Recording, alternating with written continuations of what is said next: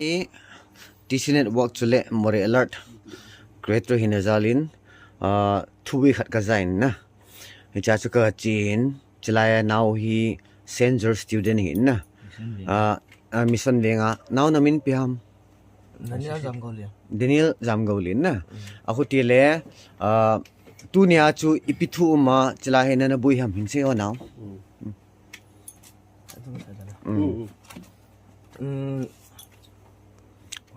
Yan le ha ka sim la pata diagram ka ji wan la pata scale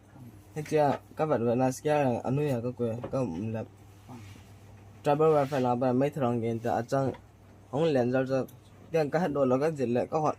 he da ko hot ko ma pa ta han len lu cha ke wa ka ji la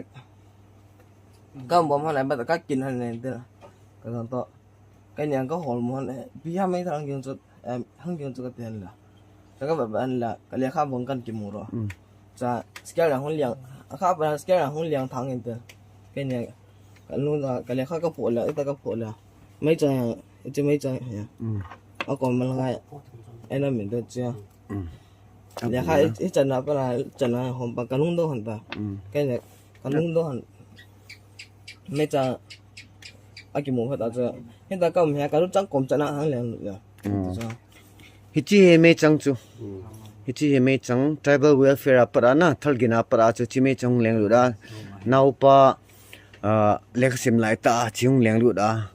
ka chala le amang bui di cha den na ki cha ta nu muen che a chu ing ko wa nau te hon ka ga chi hen chi thal chang hi hin ve sa ta nau thal chang chu hung leng lu chang hoi la apara hung leng lu ha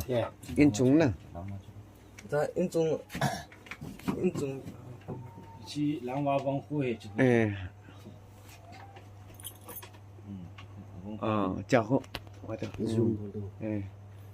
thì chỉ là cô chỉ là pa hung leng độ đền hung leng sủa thì chỉ là nào pa lek sim lại tại hung leng nó chỉ thal chang hi proof về chi